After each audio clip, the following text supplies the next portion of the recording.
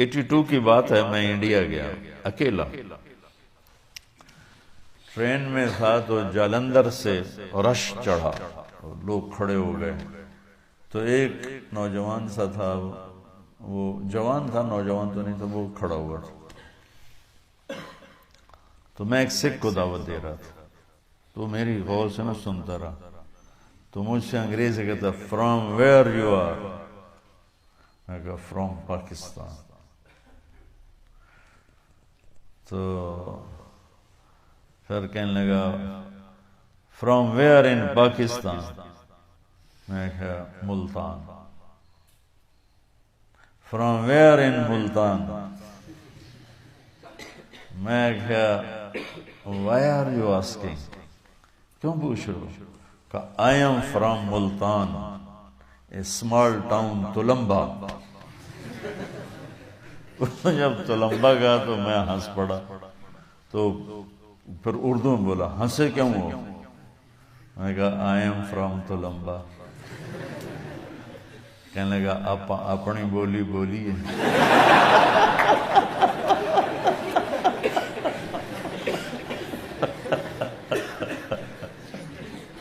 کہنے لگا اتنے تو ساڑی کوئی جانتا ہی کوئی نہیں، آپ اپنی بولی بولیے۔ میں کہا بولیے۔ اس نے پیچھے اس کی بہن مجمع میں پھنسی کھڑی تھی، ایجڈ عمر رسیدہ، اس نے اس کو جا کے بتایا کہ تلمبے کا ایک لڑکا بیٹھا ہوا، وہ تو آئی شیرنی کی طرح تھی بھی ایسی ہیوی ویٹ، اس نے ایک ادھر پھینکا، ایک ادھر پھینکا، ادھر پھینکا۔ جب میرے سامنے والی سیٹ پر 3 آدمی بیٹھے تھے تو 3 ہی کی وہ تھی، تو اس نے آگے ان کے بیچ میں جو گھسی، ایک نیچے گر گیا، مجھے کہتی پترا تو تلمبیدا ہے؟ میں کہا جی ماسی جی میں تلمبیدا، میں ٹھر پاواں۔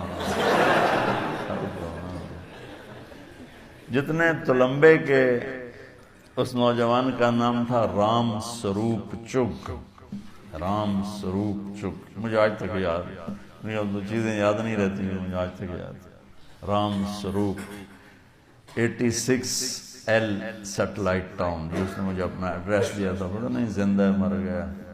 لیکن تلمبے کے ہندو سونی پت شفٹ ہوئے، اور سونی پت کے مسلمان وہاں تگا ایک قوم تھی بڑی، وہ تلمبا شفٹ ہوئے، کچھ اس میں راجپوت فیملیز بھی ہیں، کوئی یہ تگا فیملی، تو وہ بی بی